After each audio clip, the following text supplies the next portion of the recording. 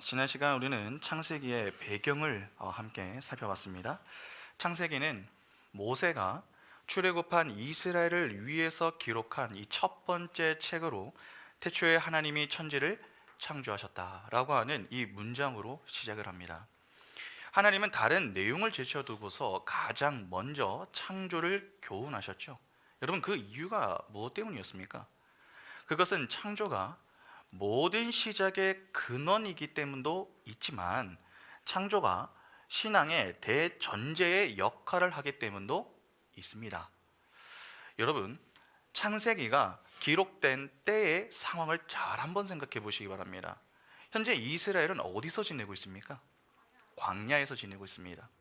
그러나 그 전까지 그들은 어디에서 무엇을 하며 지냈습니까? 애굽에서 종으로 지냈습니다.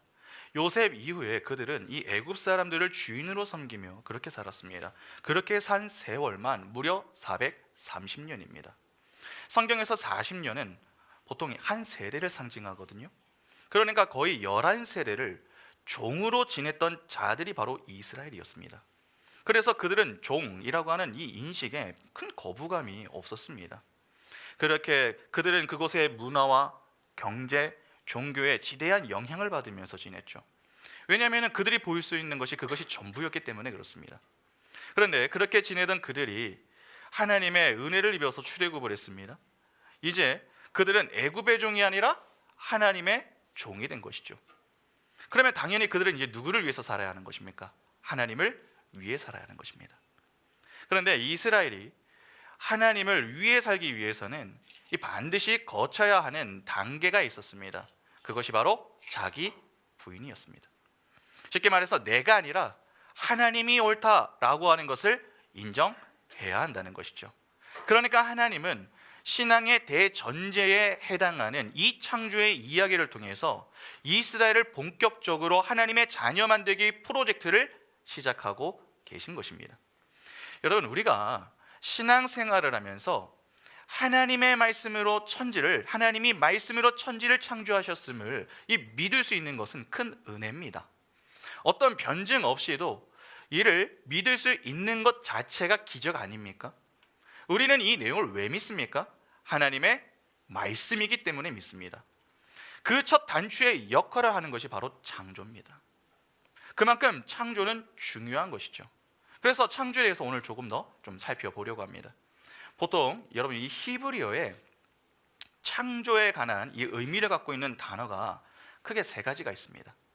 바라, 야차르, 아사입니다. 여러분, 패드 잠시 한번 좀 돌려주시겠어요? 패드를 보시면 보이시나요? 잘 안 보이시나요?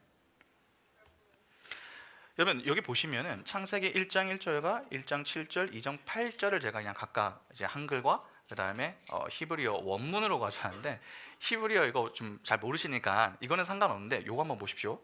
1장 1절도 보면은 창조하다 요 내용이 있고, 1장 7절도 보면은 만들다 라고 하는 게 나오죠. 그리고 2장 8절도 보면은 창설하다 라고 하는 말이 있습니다. 그러니까 창조, 만들다 라고 하는 단어가 이제 나오겠죠. 그런데 각각 다릅니다. 1절을 보면은 바라 라고 하는 게 있습니다. 그리고 1장 7절에 보면은 아사라고 하는 말이 있습니다. 그러니까 그냥 모양만 봐도 좀 다르죠, 생긴 게. 그리고 2장 8절을 보면은 야차르, 요 세 개가 나옵니다. 여러분, 이 중에 지금 첫 번째 나오는 이 바사라고 하는 단어는 아무것도 없는 데서 어떤 물질을 만들어낼 때에 사용이 되는 단어입니다. 그런가 하면은 야차르나 아사는 기존의 재료를 사용해서 어떤 것을 만들어낼 때에 사용하는 단어입니다. 그러니까 조금 다릅니다. 그러면 지금 창세기 1장 1절에 사용된 이 창조, 여러분 어떤 단어가 사용되었죠? 바라죠. 이 바라가 사용이 되었다는 것은 아무것도 없던 곳에 천지가 나타난 것입니다. 그러니까 하나님이 창조하시기 전에 존재할 수 있는 것은 하나도 없는 것이죠. 오직 하나님만이 영원하시며 스스로 존재하시는 분이십니다. 그 하나님께서 태초에 보이는 것들을 만들어내신 것이죠. 그런데 여기서 우리는 태초에라고 하는 말을 조금 주목할 필요가 있습니다. 그럼 오늘 본문을 한번 보시기 바랍니다. 창세기 1장 1절에 태초에 하나님이 천지를 창조하시니라. 1절에 쓰인 태초라고 이 번역이 된 레시트라고 하는 이 히브리어 단어는 시간의 시작을 뜻하는 말입니다. 이는 물질의 존재와 시간의 시작이 동시에 일어나게 되었다라고 하는 말이죠. 그러니까 시간이라고 하는 것은 물질이라고 하는 것이 존재해야 성립이 되는 것입니다. 다른 말로 시간은 물질이 존재하는 방식을 말하는 것이죠. 따라서 시간 없이 물질이 있을 수 없고 물질이 없이 시간은 성립될 수가 없는 것입니다. 만물은 시간 내에서 존재하고 시간 내에서 소멸됩니다. 그러니까 사물은 시간이라고 하는 것을 존재 방식으로 갖게 되고 존재가 소멸이 되면은 그 존재는 시간을 상실하는 것입니다. 여러분 이걸 조금 쉽게 생각하면 이렇게 생각하시면 됩니다.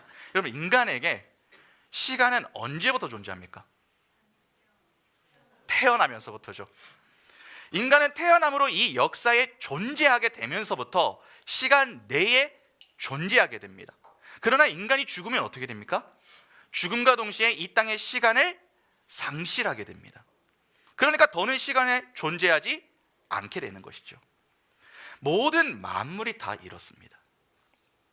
때문에 태초전 시간이 창조되기 전에는 하나님 외에 다른 존재가 있을 수 없습니다. 그렇기 때문에 천지 만물은 무에서 창조가 된 것이 맞는 것이죠. 성경은 시간이 창조되기 이전의 상태를 영원이라고 부릅니다. 영원은 지속되죠. 하나님은 그 영원 속에서 천지 창조를 계획하셨고 완성된 하나님 나라의 그림을 그리셨던 것입니다. 그 영원 속에서 창조가 시작된 그 시점을 우리가 시간의 시작, 역사의 시작, 즉 태초라고 부르는 것이죠. 그렇게 태초로부터 시작이 된 이 역사는 여러분 어느 날 하나님의 말씀에 의해서 소멸이 되고 새 세상이 오게 될 것입니다.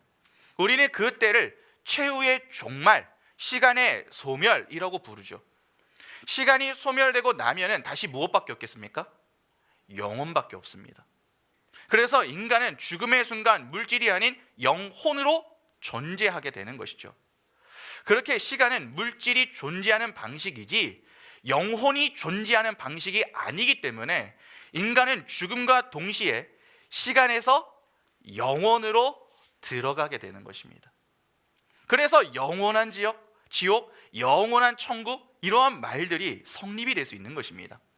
그러니까 태초는 하나님의 창조의 말씀이 물질로 변형된 그 순간을 지칭하는 것입니다. 하나님은 그렇게 무에서 존재를 있게 하시고 시간과 물질 세계 속에서 하나님 나라가 어떤 곳이며 우리 성도들에게 그곳이 어떻게 주어지게 되는지 또 그 나라를 선물해 주실 하나님은 또 어떤 분이신가 하는 것을 자상하게 그림으로 보여주시는 겁니다. 그리고 그 역사 속에서 하나님 나라를 하나님께서 실현해 가시는 것이죠. 그러니까 태초에 창조된 에덴과 아담은 완성된 하나님 나라를 힌트하면서 동시에 물질 세계 속에서는 불완전할 수밖에 없는 하나님의 백성과 하나님의 나라를 상징하고 있는 것입니다. 그런 점에서 첫 창조는요, 새 창조를 힌트하고 있는 것이지 그 자체가 목적은 아니었던 것입니다. 그런데 성경을 보면은 하나님이 창조하신 것을 보시면서 뭐라고 말씀하십니까? 좋았다. 그렇게 말씀하지 않습니까? 하나님이 보시기에 좋았다고 하는 것은 그 창조된 것이 완전했음을 의미하는 것입니다. 그러면 하나님의 첫 창조가 완전했다라고 하는 이 말의 의미가 무엇입니까? 그것은 첫 창조 자체가 목적이었다라고 하는 말이 아니라 하나님의 전체 작정 속에서 첫 창조가 맡은 역할을 충실하게 수행할 수 있게 만들어졌다라고 하는 의미입니다. 여러분 잘 이해를 하셔야 됩니다. 정말 첫 창조 자체가 하나님의 목적이었고 그 목적에 맞게 완전하게 창조가 된 것이 맞다고 하면은 피조물은 무엇을 하면 안 됩니까? 타락하면 안 됩니다. 아니 타락을 할 수가 없습니다. 그러면 이런 궁금함이 들지 않으십니까? 하나님의 창조와 인간의 역사가 하나님의 작정에 불과하다면 선악과 사건도 아담의 실수가 아니라 이미 하나님의 작정 속에 들어 있었다라고 하는 말이 됩니다. 그러면 아담이 선악과를 따먹은 것도 하나님이 시키신 것 아닙니까? 만일 그렇다면 하나님은 무엇까지 만드신 겁니까? 죄. 여러분, 하나님은 죄까지 작정하신 것입니까? 그러면 하나님이 죄의 조성자가 되는 거 아닙니까? 어떻게 생각하십니까? 우리 청년들, 청소년들 여기 있는데 하나님은 죄까지 만드셨나요? 제 질문이 너무 어렵습니까? 이다 아니다 둘밖에 없는데 아닙니다. 맞아요라고 하면 큰일 납니다. 아닙니다. 여러분, 하나님은 거룩한 분이십니다. 그래서 그분이 죄를 계획하신다라고 하는 것은 있을 수가 없습니다. 그리고 성경이 하나님은 죄의 조성자가 아니다라고 하는 것을 분명히 밝히고 있습니다. 여러분, 신명기 32장 4절부터 좀 몇 개의 구절을 좀 보겠습니다. 그는 반석이시니 그가 하신 일이 완전하고 그의 모든 길이 정의롭고 진실하고 거짓이 없으신 하나님이시니 공의로우시고 바르시도다. 욥기 34장 10절에 그러므로 너희 총명한 자들아 내 말을 들으라. 하나님은 악을 행하지 아니하시며 전능자는 결코 불의를 행하지 아니하시고. 요한일서 3장 5절에 그가 우리 죄를 없애려고 나타나신 것을 너희가 아나니 그에게는 죄가 없느니라. 방금 읽은 이 구절들을 좀 보시면은 하나님은 거짓이 없으시다, 불의를 행하지 않으시며 죄가 없다, 그렇게 말씀하고 있습니다. 왜 그분에게는 거짓과 불의와 죄가 없는 것입니까? 죄와 악은 최고의 선이신 그분과는 전혀 상관이 없는 것들이기 때문에 그렇습니다. 그런데 어떻게 하나님의 작정 속에 여러분 죄라고 하는 것이 들어올 수 있는 것입니까? 그것이 신비입니다. 여러분, 만일에 하나님이 죄와 전혀 상관없는 자들에게 죄를 강요하셨다면 심판의 근거가 없어지죠. 그러니까 선악과 사건을 비롯하여서 그 이후에 생겨난 모든 죄들은 하나님이 강제로 시키신 게 아닙니다. 오히려 인간과 타락한 천사들이 자발적으로 자유롭게 저지른 것이다, 그렇게 보아야 합니다. 그러나 그 모든 것들은 하나님의 작정이 이루어지는 데에 꼭 필요한 것들이었다라고 하는 것을 아셔야 합니다.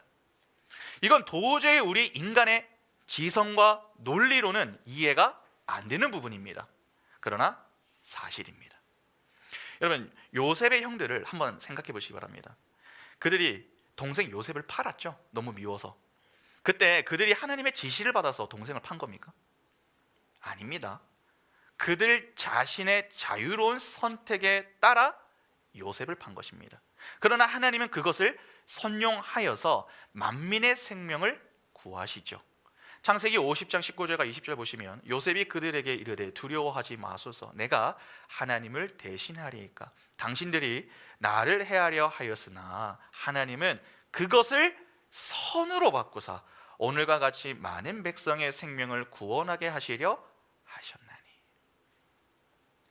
그러니까 요셉의 형들이 요셉을 판 것을 하나님이 시키신 게 아님에도 그 모든 인류의 역사가 하나님의 작정대로 흘러가고 있는 것입니다.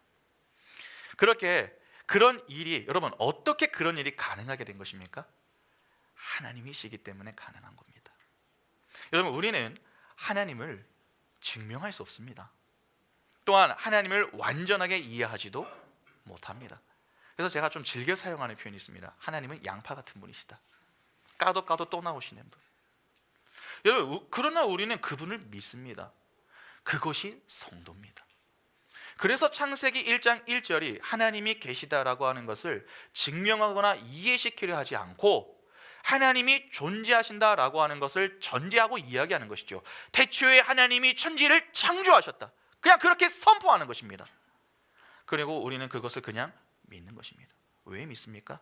믿어지니까 믿는 것입니다. 그러니까 우리 인간의 한계가 얼마나 분명합니까? 하나님은 우리 택한 백성들의 구원에 필요한 것 이외에는 하늘의 비밀을 모두 감추어 놓으셨습니다. 가르쳐 주신다고 해도 우리 인간의 이성으로는 그것을 다 이해할 수가 없습니다. 때문에 성령께서 감추신 것을 우리가 스스로 밝히겠다 그렇게 나서 가지고 그냥 온갖 상상으로 엉뚱한 논리를 만들어내는 것은요, 죄에 해당합니다. 하나님은 우리의 성도들의 구원에 필요한 내용만큼 충분히 계시를 해 놓으셨습니다. 그래서 우리는 그 내용만큼이라도 열심히 공부를 하고 훈련을 받아야 하는 것이죠. 그래서 우리가 매주마다 말씀의 자리를 사모하며 나오는 거 아닙니까? 그렇게 첫 창조부터 시작된 인간의 역사라고 하는 것은 하나님 나라의 완성을 향한 하나님의 작정이 가시적으로 힌트되고 있는 것이며 또 형태화된 것입니다. 그리고 또 작정이 실현되어져 가는 과정이죠. 이 역사와 만물의 존재의 목적은 오직 하나입니다. 바로 하나님 나라의 완성입니다. 그러니까 우리는 그 하나님 나라에 알맞은 자로 지어져 가는 일만 해야 하는 것이죠. 다른 것에 관심을 두어서는 안 됩니다. 그렇게 우리 성도들이 이 땅에서 해야 할 유일할 것은 창조의 목적으로 돌아가는 것입니다. 그러니까 기독교에서 창조를 빼버리면 무엇도 설명이 안 됩니까? 구원도 설명이 안 됩니다. 그만큼 중요한 것이 창조입니다. 그런데 하나님을 떠난 죄인들은 이 창조의 중요성을 부인합니다. 이방 종교들의 구원을 보면 주로 이 창조의 부정 내지 거부로 나타납니다. 하나님의 존재를 거부하는 자들은요, 꼭 창조를 부인합니다. 이는 종교만이 아닙니다. 죄로 타락한 죄인들이 만들어낸 이 시대 정신이 내놓은 것들도 다 똑같습니다. 물질주의, 유물론, 성공주의, 자연주의 등 다 똑같습니다. 그 모든 것들은 하나님의 창조와 창조주 하나님을 거부하고 부정하는 데에서 나온 것입니다. 그런 점에서 진화론과 대립하게 되는 것은 어쩌면 너무나도 당연한 것이 아닐지 모르겠습니다. 우리는 자꾸 이 진화론을 생각하면 과학적인 이론으로만 생각을 하지만 그렇지 않습니다. 잠시 한번 여쭤볼까요? 여러분, 진화론은 과학입니까? 아니면 믿음입니까? 어려우신가요? 여러분, 믿음입니다. 최근에 유튜브에 손영광 교수가 부산 세계일교회에서 강의한 영상을 제가 좀 본 적이 있습니다. 이 손영광 박사는요, 손연보 목사님 아시죠? 세계일교회 담임 목사님, 손연보 목사님의 첫째 아들입니다. 이 첫째 아들이신데 전기공학과의 박사입니다. 그러니까 과학자죠. 이분이 학창 시절에 수학하고 과학을 참 잘하셨대요. 그래서 이 대학교에 가셨는데 대학교 시절에 나름 아버지가 목사이긴 해서 창조론에 대해서 이제 이해는 가지고 있지만 이제 과학자니까 진화론이 맞지 않는가. 그러니까 이 생각을 이제 마음으로는 갖고 있고 아버지하고는 대화를 하지 않으셨다고 하시더라고요. 그러니까 진화론은 과학이다. 그러한 생각을 이제 가지고 이제 지냈습니다. 그러다가 궁금한 거예요. 진화론에 대한 관심이 있어가지고 그것을 연구하기 시작하면서 진화론은 과학이 아니라 믿음이다라고 하는 것을 발견하게 됩니다. 그 이유에 대해서 그분이 크게 세 가지의 근거를 제시하셨는데, 첫째, 대진화 증거의 부재, 둘째, 설명되지 않는 생명의 기원, 셋째, 불가사의한 우주의 기원이었습니다. 여러분, 아마 우리 중에도 진화론은 목사님 그래도 믿음보다는 과학 아닙니까? 그렇게 생각하는 분이 계실지 모르겠습니다. 그런데 조금만 들여다보면 그렇지 않다는 것을 알 수 있습니다. 손영광 교수가 강의 가운데 우리나라의 최재천 교수, 이 교수님을 좀 예를 이렇게 들어 설명을 하셨는데, 여러분 그분이 누구냐면은 우리나라 가운데 진화론을 지지하는 대표적인 학자 가운데 한 사람입니다. 그런데 그분이 청년들을 데리고 강의를 할 때에 생명의 근원에 대해서 말을 하지 못하니까 강의 중에 이렇게 이야기를 합니다. 그것은 그냥 넘어갑시다. 그렇게 이야기를 하고 그 다음에 이야기를 진행을 했던 것이죠. 근데 흥미로운 것은 이분만 이렇게 주장을 한 게 아닙니다. 미국의 저명한 진화론자인 마이클 루저 박사 역시 라나라고 하는 창조론을 지지하는 박사와 공개 토론을 하는 그 가운데에서 생명의 근원은 말도 안 되게 어려운 문제입니다 라고 이야기를 하며 그에 대해 누구도 적절한 해답을 갖지 않고 있습니다. 그렇게 대답을 했습니다. 분명 진화론자들은 과학적인 이론들을 자꾸 막 제시하지요. 그런데 결국 밝혀내지는 못합니다. 그런데 그럼에도 불구하고 그들이 틀리지 않다고 주장을 합니다. 그러면 한번 생각해 보시기 바랍니다. 진화론이 과학이라면 뭐든지 증명을 해낼 수 있어야 합니다. 그러나 그들은 증명의 한계가 있음을 시인하면서도 그들이 틀리지 않다고 자꾸 주장을 하죠. 그러면 진화론은 진정한 의미에서 과학이다, 그렇게 볼 수 있겠습니까? 믿음이라고 보아야 합니다. 내가 틀리지 않았다, 그렇게 믿고 싶은 믿음을 갖고 있는 것이죠. 그런데 가끔 기독교 내에도 여러분 진화론을 믿는 분들이 좀 있죠. 유신 진화론, 이 유신 진화론이라고 하는 것을 믿는 분들이 좀 있습니다. 무생물부터 인간까지 진화가 되었다, 그렇게 여기는 것인데, 그러니까 과학을 부정할 수 없다, 그렇게 보는 입장인 것입니다. 이런 자들의 특징은 창조부터 노아 홍수까지를 사실로 여기지 않습니다. 제임스 패커 같은 사람들이 여기 이제 속하겠죠. 설화나 비유로 그렇게 인식을 합니다. 사실 이 이론은 비주류였습니다. 그런데 어느 순간 젊은 세대에게 큰 인기를 이제 끌고 있는 것이죠. 여러분 어떠십니까? 우리는 무엇을 믿고 있습니까? 창조론입니까? 아니면 진화론입니까? 아니면 그 짬뽕인 유신 진화론을 믿고 계십니까? 여러분 우리는 어떤 이론이 아니라 하나님의 말씀을 믿습니다. 그러니까 창조론이 아니라 하나님의 창조를 믿으셔야 합니다. 인간이 만들어 놓은 이론은 다 한계가 있습니다. 그런 점에서 창조론도 하나의 이론이다라고 하는 것을 간과하시면 안 됩니다. 그러면 하나님의 천지 창조를 부정하는 마귀의 세력이 역사 속에서 자꾸 내놓은 것들이 있을 거 아닙니까? 그것들에 대해서 잠깐 좀 살펴보겠습니다. 먼저 여러분, 창조를 부정하는 자들은 무신론을 주장합니다. 무신론, 많은 사람들이 이제 이 무신론에 있지 않습니까? 니체는 신이 죽었다, 그렇게 주장을 했습니다. 그의 사고에 영향을 받은 자들은 모두 신이 없다고 그렇게 이해를 하지요. 타락한 죄인은 자기 자신만을 위해 살아야 하는데 자기보다 힘이 강하거나 또 자기를 벌줄 수 있는 그러한 존재가 있다고 그렇게 믿고 싶어 하지 않습니다. 그러니까 자기들의 마음에 이 평화를 위해서 신이 없다, 그렇게 우기는 것이죠. 그래서 무신론의 입장에 서 있는 자들은 우주를 여러분 여러 개다 그렇게 주장을 합니다. 다중 우주론을 주장하는 것이죠. 그래서 그것을 소재로 해서 만든 영화가 마블 아닙니까? 마블. 여러분 멀티버스라고 하는 개념이 바로 그러한 개념에서 나온 겁니다. 그러니까 우리는 마블 영화가 이렇게 보면서 야, 우주는 여러 개인가 봐, 진짜 시간이 여러 개인가 봐, 시간선만 잘 타면 우리도 과거로 돌아갈 수 있나? 미래로 갈 수 있나? 야, 신선하다, 흥미롭다, 재미있다. 여러분 그렇게만 보아서는 안 됩니다. 그 세계관이 무엇인지, 그 뿌리가 무엇인가에 보다 깊은 관심과 분별력을 가지고 볼 필요가 있습니다. 여러분 무신론도 결국 신이 없다라고 하는 믿음을 갖고 사는 것입니다. 그런 자들은 아무 이유 없이 무에서 유가 생겨났으며 어떤 것에도 궁극적인 의미와 목적이 없다, 그렇게 믿습니다. 그리고 죽으면 모든 것이 끝이다, 그렇게 여기죠. 그들은 인간은 단지 한 동물일 뿐이며 객관적인 도덕적 기준은 필요 없다, 그렇게 생각을 합니다. 그래서 궁극적인 책임도 필요하지가 않습니다. 도덕적 관점에서 유죄와 무죄는 없다라고 보기 때문에 그들은 절대적인 도덕이 없습니다. 여러분 그래서 20살 철학의 로그인하다라고 하는 책을 보면은 딸이 이 무신론자 아버지하고 대화하는 장면 중에 이러한 내용이 나옵니다. 그러면 아빠는 도대체 이 절대 허무에서 어떻게 해야 좋다는 말인가요? 그야 자신의 삶에 대해 너무 큰 의미를 두지 말라는 것이 나의 제안이란다. 영원히 지속되지 않는다고 해서 무엇인가가 정말 의미가 없는 것일까? 분명 그렇진 않지. 나중에 몸 밖으로 배출될 거라고 해서 맛있는 음식이 그 가치를 잃는 것이 아니란다. 또한 인류가 어느 땐가 한번 완전히 소멸될 거라고 해서 내가 이웃의 이익을 침해할 권리는 전혀 없지. 여러분 딸을 향한 이 아버지의 말이 공감이 되십니까? 우리는 이 말에 공감이 되지 않습니다. 여러분 신이 죽었습니까? 창조를 믿는 우리는 천지를 창조하신 하나님이 지금도 살아 세상을 다스리고 계시는 분이심을 인정합니다.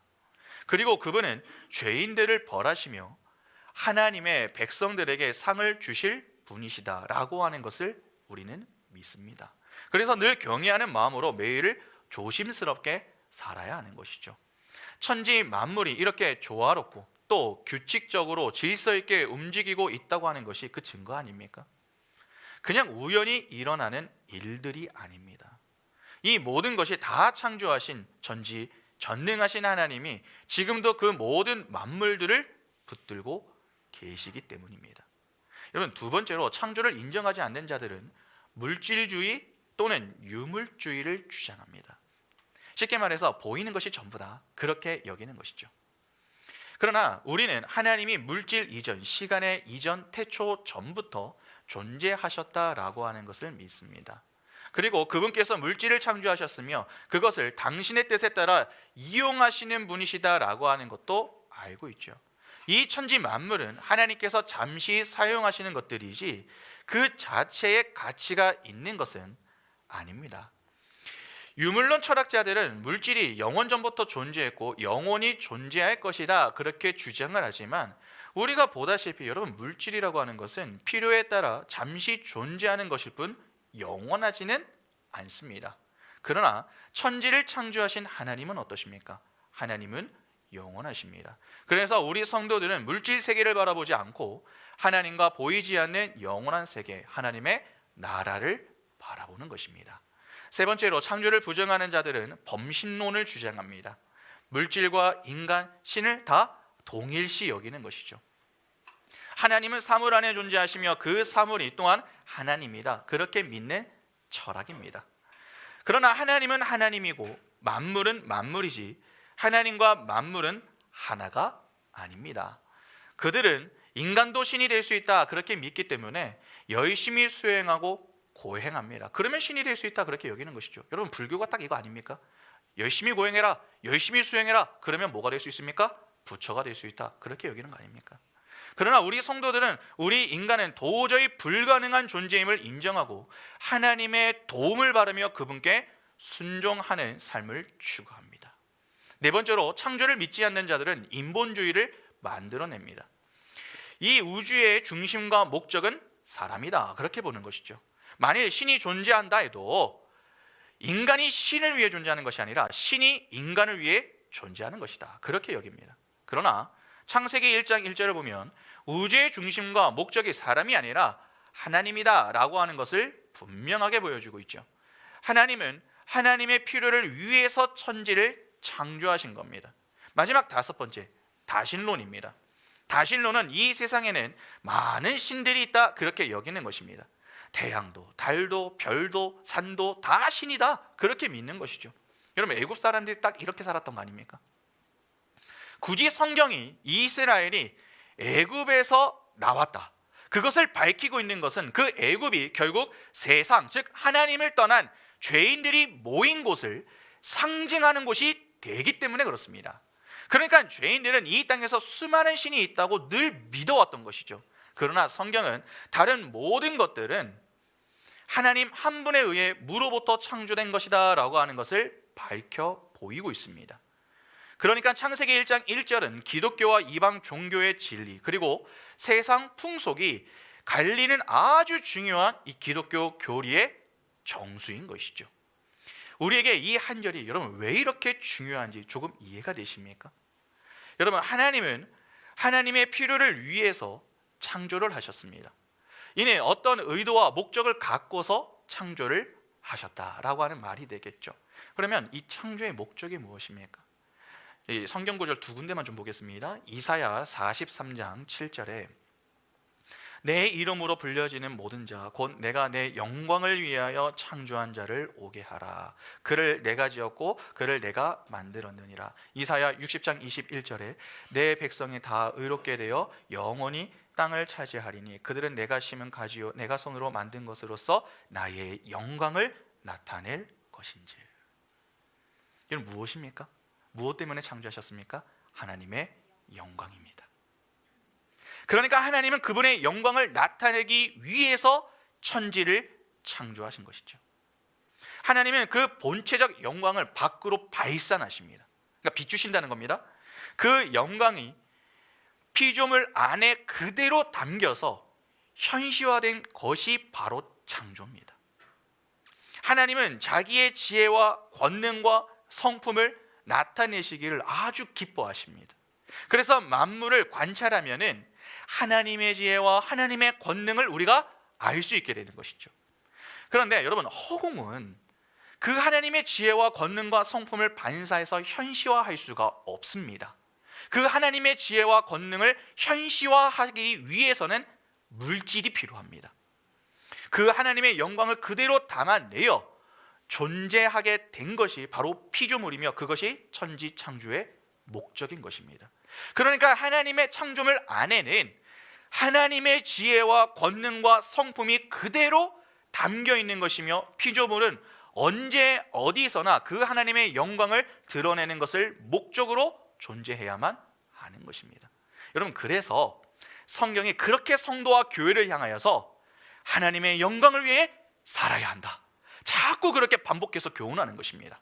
고린도전서 10장 31절에 그런즉 너희가 먹든지 마시든지 무엇을 하든지 다 하나님의 영광을 위하여 하라. 고린도전서 6장 20절에 값으로 산 것이 되었으니 그런즉 너희 몸으로 하나님께 영광을 돌리라. 요한계시록 4장 11절에 우리 주 하나님이여 영광과 존귀와 권능을 받으시는 것이 합당하오니 주께서 만물을 지으신지라 만물이 주의 뜻대로 있었고 또 지으심을 받았나이다 하더라.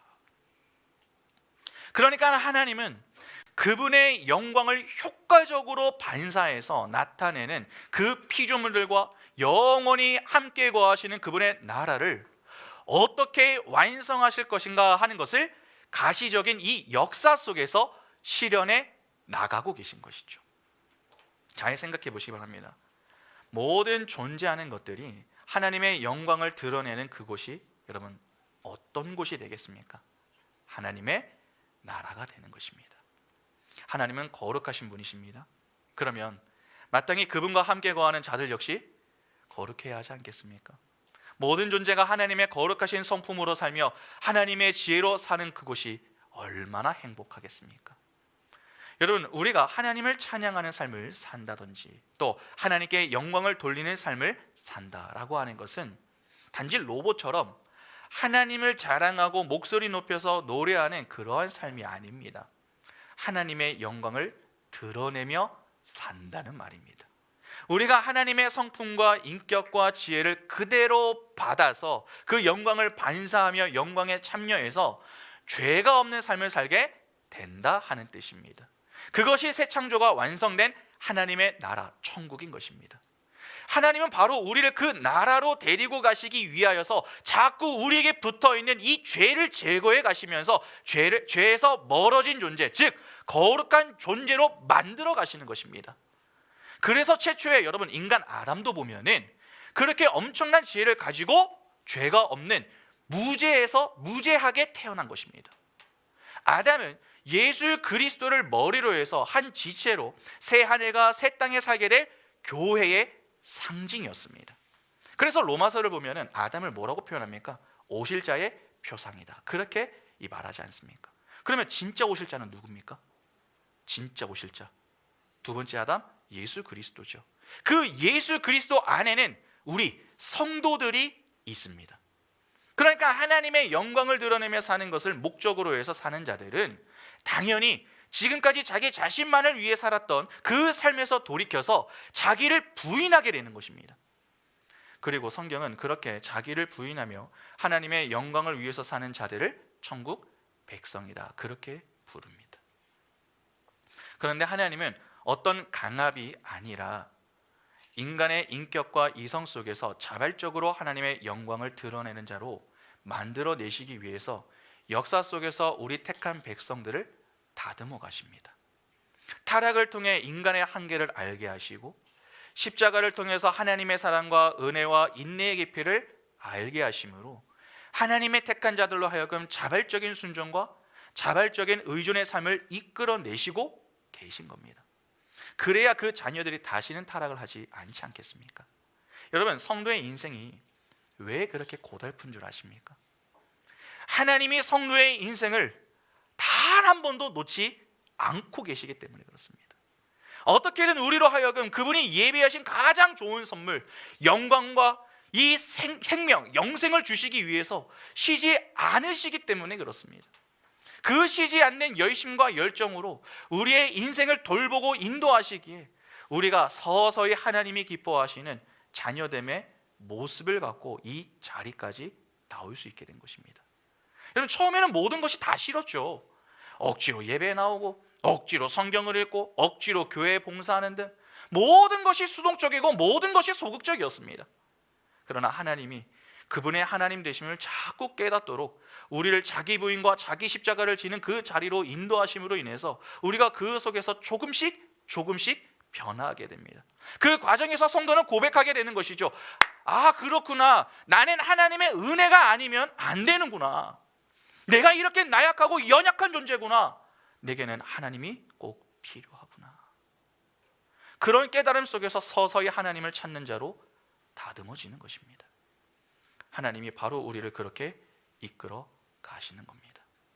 그래서 전에는 억지로 예배했던 자가 이제는 자발적으로 하나님의 전에 나와 예배하고, 억지로 성경 읽었던 자가 기쁨으로 성경을 읽으며, 억지로 봉사했던 자가 감사함으로 봉사를 합니다. 그렇게 점점 하나님께 순종하는 자로 하나님이 만들어 가십니다.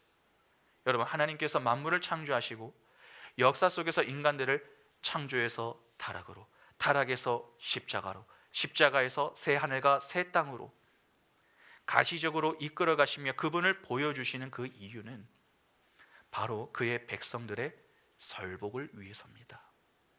에베소서 1장 4절부터 보시면은 곧 창세전에 그리스도 안에서 우리를 택하사 우리로 사랑 안에서 그 앞에 거룩하고 흠이 없게 하시려고 그 기쁘신 뜻대로 우리를 예정하사 예수 그리스도로 말미암아 자기의 아들들이 되게 하셨으니 이는 그가 사랑하시는 자 안에서 우리에게 거저 주시는 바 그의 은혜의 영광을 찬송하게 하려는 것이라.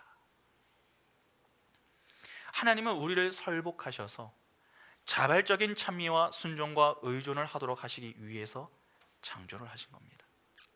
이렇게 우리 인간들을 비롯한 천지 만물은 하나님의 영광을 드러내는 삶을 살도록 지어졌습니다. 그리고 완성될 새 하늘과 새 땅에서도 바로 그 삶을 살게 될 것입니다. 그런데 인간의 타락으로 말미암아 제자리에 있어야 할 자들이 제자리를 이탈해서 엉뚱한 짓들을 하게 된 것입니다. 하나님의 영광을 드러내는 삶을 살아야 할 우리가, 인간들이 자기의 영광을 위해 살게 되면서 인간은 모두 추한 존재가 되어버린 것이죠. 그래서 하나님은 원래의 창조 목적으로 자기 백성들을 회복시키시는 새 창조가 어떻게 이루어지게 될 것인가, 그것을 이 창조부터 시작해서 보여주고 계신 것입니다. 여러분, 그게 바로 창조입니다. 그러면 결국 하나님의 이 창조를 통해 하나님이 주시는 교훈이 여러분 무엇입니까? 우리는 이 한 절, 지금 두 주 이 설교를 듣고 있는데 이 한 절을 통해서 어떤 교훈을 받을 수 있는 것입니까? 먼저 우리는 하나님은 관념이나 허구의 존재가 아니라 실제로 태초 이전인 영원 전부터 존재하시는 살아있는 인격이시며 누구에 의해서 피조되거나 종속되지 않는 우주의 근본이시요 만물의 주인이시다라고 하는 것을 알 수 있습니다. 그렇기 때문에 우리의 신앙은 여러분 관념적이어서는 안 됩니다. 절대로 말뿐인 신앙이 되어서는 안 된다는 것입니다. 하나님이 인격적인 분이시기에 우리의 신앙 역시 인격적이어야 합니다. 죽은 믿음이 아니라 산 믿음이 되어야 하고, 죽은 신앙이 아니라 살아있는 신앙이 되어야 한다는 것입니다. 그 사실을 성경의 첫 구절에서부터 우리가 확인할 수 있는 것입니다. 그러니까 자기 부인을 통해서 하나님을 의지하고 하나님과 동행하며 하나님을 위해 사는 자, 즉 창조의 목적으로 회복된 자는 대충 신앙생활을 할 수가 없는 것입니다. 치열하게 신앙생활을 하면서 그의 인생 속에서 하나님이 기뻐하시는 삶의 열매, 성령의 열매를 맺는 인생이 될 수밖에 없습니다. 그러나 만일 그렇지 않고 그냥 관념적인 사고로 하나님을 생각하고 형식과 율법만 남아있다면 그것은 문제가 있는 것입니다. 그런 자들은 여전히 신앙이 어린 상태에 놓여 있거나 아니면 그런 자들은 신앙이 없는 자들이다, 그렇게 보아야 합니다. 둘째로 하나님은 스스로 충분하시고 완전하신 분이시다라고 하는 것을 알 수 있습니다. 그분은 시간과 공간을 여러분 창조하신 분이십니다. 그분은 그 전에도 홀로 존재하셨던 분이십니다. 그래서 하나님은 누구의 섬김이 필요하지 않으신 홀로 충분하시고 홀로 완전하신 분이십니다. 하나님은 사람의 도움이 없이도 피조물의 찬양이 없이도 홀로 충분히 완전하시며 홀로 충분히 복되신 분이십니다. 그럼에도 하나님이 그분의 백성을 창조하시고 자기 곁에 두시면서 하나님의 영광을 나타내도록 하신 것은 하나님의 기쁘신 뜻과 사랑에 기인한 것입니다. 그러니까 우리는 하나님이 우리의 도움이 필요하셔서 우리를 부르셨다라고 하는 이 엉뚱한 생각에서 빨리 벗어나야 하는 것이죠. 우리가 하나님을 위해 해드릴 것은 아무것도 없습니다. 그런 의미에서 하나님이 우리를 부르셔서 맡기시는 일들을 우리 모두의 유익이다라고 하는 것을 여러분 여기서 다시 한번 확인할 수 있는 것이죠. 여러분, 이는 상당히 중요한 내용입니다. 오늘날 많은 사람들이 이 사실을 오해하고 있기 때문에 신앙생활에 즐거움이 없습니다. 그러니까 일은 많은데 즐거움은 없는 것이죠. 우리가 그렇게 열심히 신앙생활을 하면서도 입술에 불평이 자꾸 나오는 이유가 무엇 때문입니까? 하나님을 오해하고 있기 때문에 그렇습니다.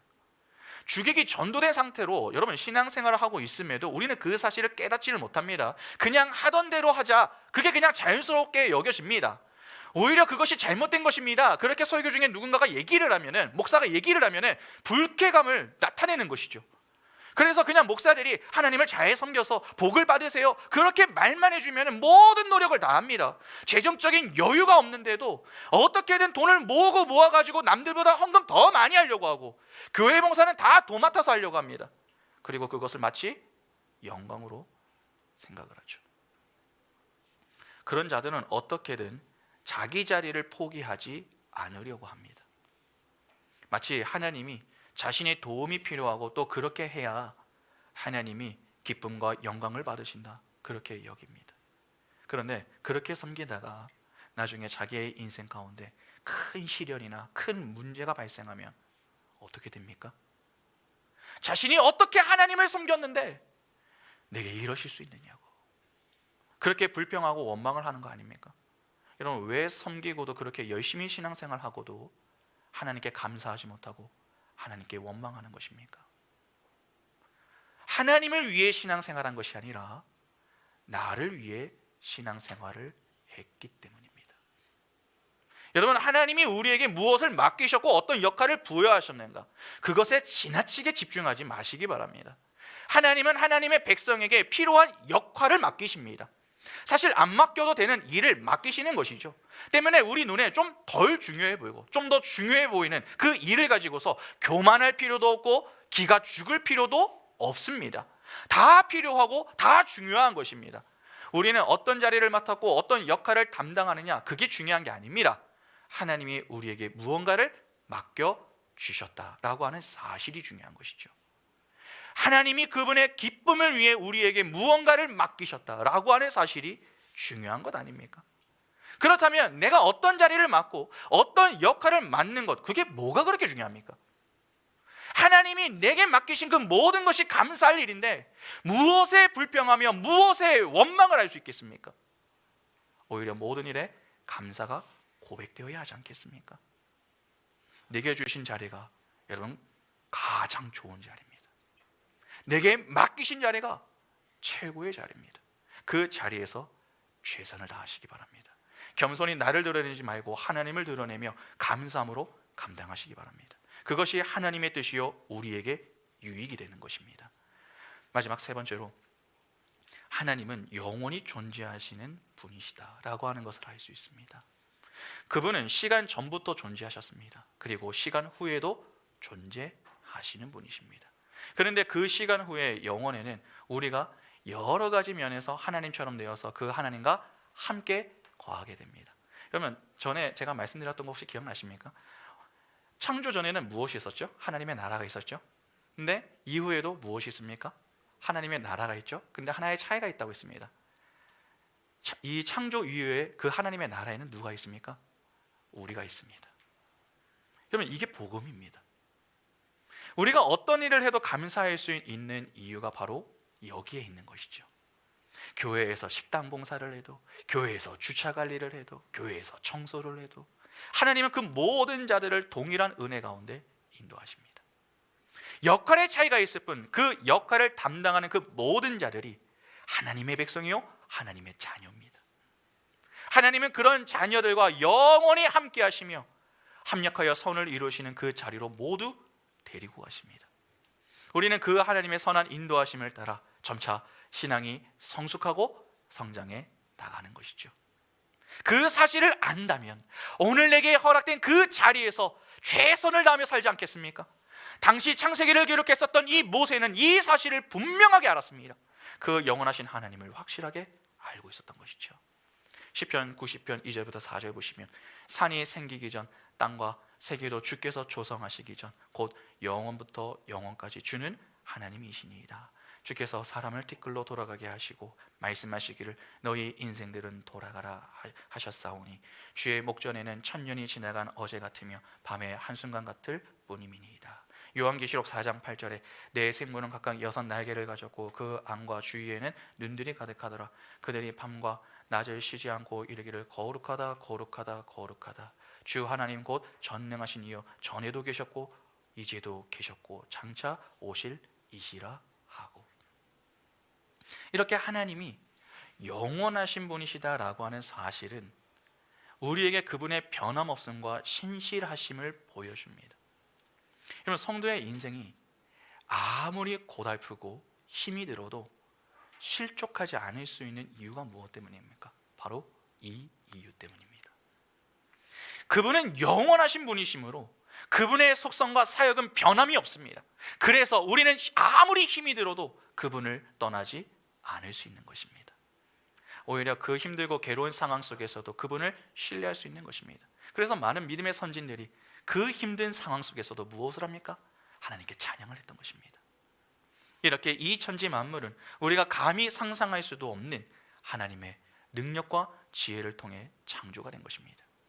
이 천지 만물은 새로운 창조를 힌트하고 새 한 해가 새 땅에 거하게 될 그분의 백성의 양육과 성숙에 필요한 것들입니다. 그리고 하나님의 새 창조가 완성이 될 때에 어떤 식으로든 이 세상은 만물은 사라지게 될 것입니다. 그런데 여전히 이 첫 창조의 것들에 여러분 목숨을 거시겠습니까? 여전히 세상 사람들처럼 학교에서 1등 하겠다고, 세상에서 사람들보다 더 많은 돈을 벌어보겠다고, 사람들에게 인정을 받아보겠다고 그러한 것들에 목숨을 걸며 사시겠습니까? 그렇게 힘의 원리를 추구하는 인생, 그 인생을 추구하시겠습니까? 아니면 새 한 해가 새 땅에 목숨을 거시겠습니까? 우리가 새 한 해가 새 땅에 목숨을 걸고 있다면 우리는 지금 창조의 목적으로 돌아가 하나님의 영광을 드러내는 삶을 살아야 합니다.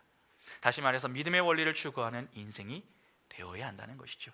하나님이 우리에게 원하시는 것은요, 크고 많은 것이 아닙니다. 사실 매우 작고 적습니다. 하나님이 오늘 내게 허락하신 그 자리를 이탈하지 않고 겸손히 그 자리에 자족하며 하나님을 위해 믿음으로 인내하며 살아내는 것입니다. 에스겔 16장 5절부터 보시면 아무도 너를 돌보아 이 중에 한 가지라도 내게 행하여 너를 불쌍히 여긴 자가 없으므로 내가 나던 날에 내 몸에 천하게 여겨져 내가 들에 버려졌느니라. 내가 내 곁으로 지나갈 때에 내가 피투성이가 되어 발짓하는 것을 보고 내게 이르기를 너는 피투성이라도 살아있으라. 다시 이르기를 너는 피투성이라도 살아있으라 하고 내가 너를 들의 풀같이 많게 하였더니 내가 크게 자라고 심히 아름다우며 유방이 뚜렷하고 내 머리털이 자랐으나 내가 여전히 발가벗은 알몸이더라. 내가 내 곁으로 지나며 보니 내 때가 사랑을 할 만한 때라. 내 옷으로 너를 덮어 벌거벗은 것을 가리고 내게 맹세하고 언약하여 너를 내게 속하게 하였느니라. 나 주 여호와의 말이니라. 하나님이 우리에게 하시는 말씀이 무엇인 줄 아십니까? 너는 피투성이라도 살아있으라.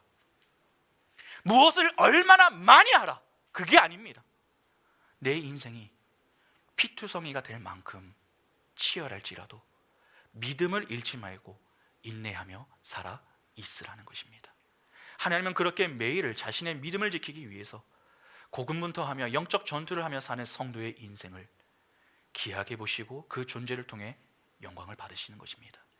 혹시 이 자리에 너무 인생이 힘들어서 그만 포기하고 싶은 분이 계십니까?